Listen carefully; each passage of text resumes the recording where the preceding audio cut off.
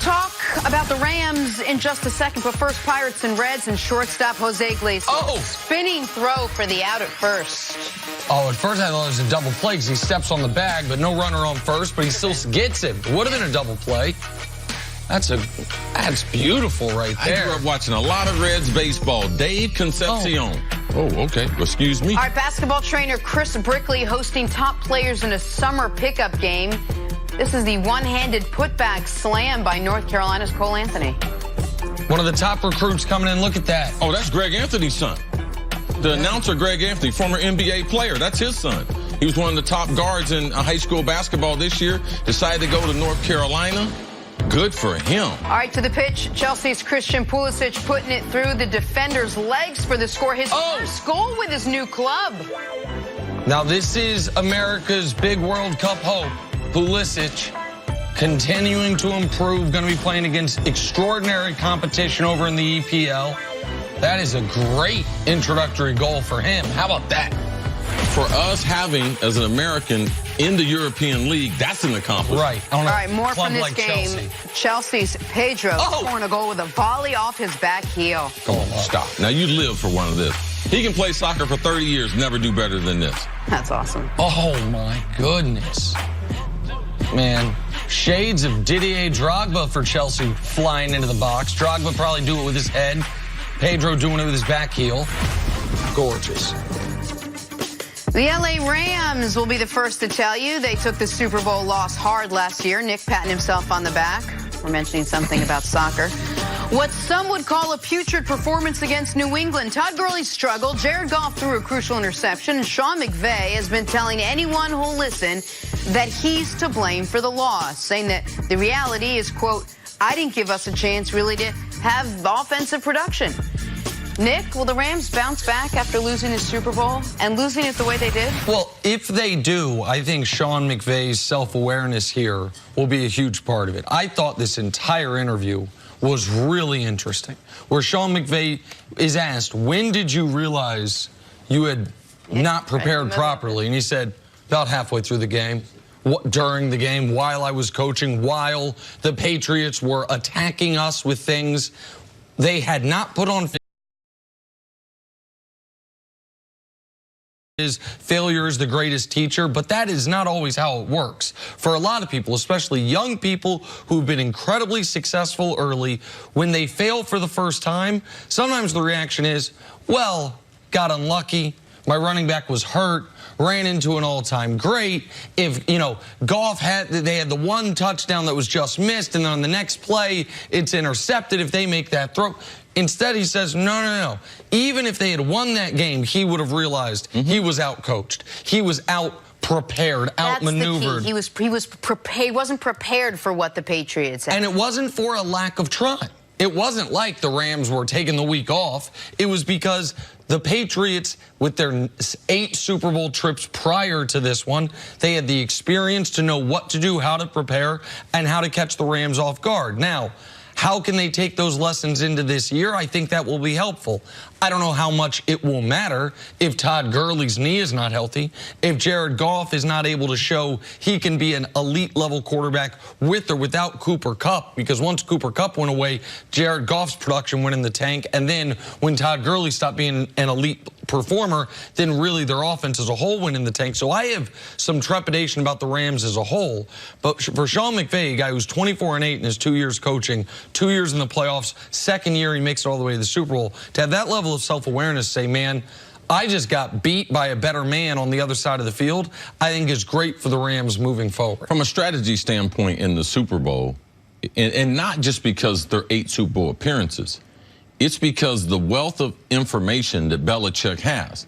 Belichick goes through not only his days as a head coach, but he goes back to the 8. They're going to blitz you off the outsides. So McVay, how they make their living?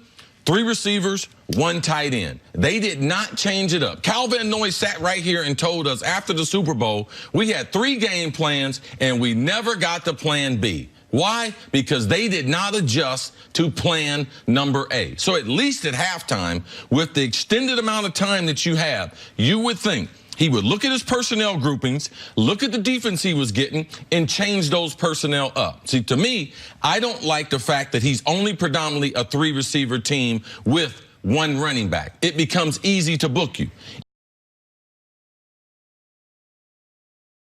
2 of our 3 were better than any of the receivers that they have. So, of course. So we didn't stay in that personnel all the time, and we were a lot better than them. Randy Moss and myself being Hall of Famers. So when you face a guy like Belichick, you have to have a changeup. You have to go heavy personnel. I'm not going to go 3 wide receivers. I'm going to go 3 tight ends. I'm going to go more with the fullback. I thought the personnel they should have used was 2 tight ends. Split the formation so you can have a wide receiver and tight end on both sides.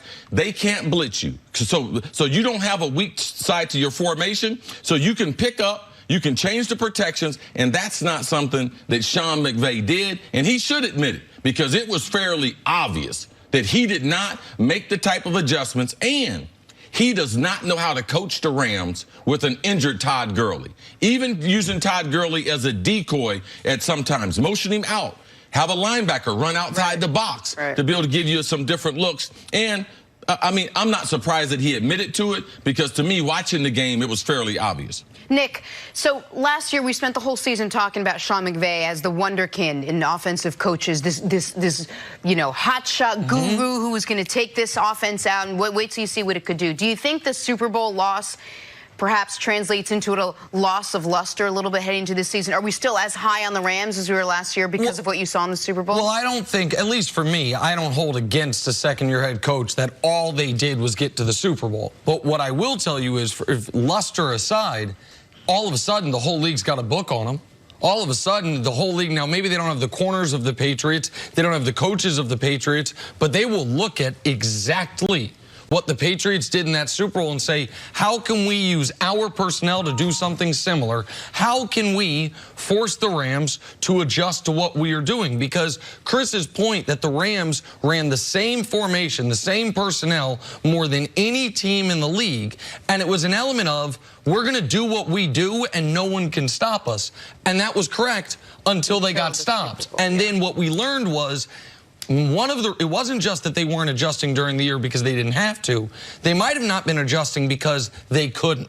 And so when you mentioned that the Patriots had A, B, and C, according to Kyle Van Noy, the Patriots didn't have to go to plan B, but I have a lot of faith they could have. That if the Rams would have been ready, if the Rams would have on the first possession driven down the field and scored a touchdown, the Patriots would have changed it up. The Rams had drive after drive to show them that, okay, we need to change, and they didn't show the ability to do that. No, that's what Sean McVay, as a second-year coach, getting his team, managing that roster with all the different personalities, tremendous accomplishment in his second year.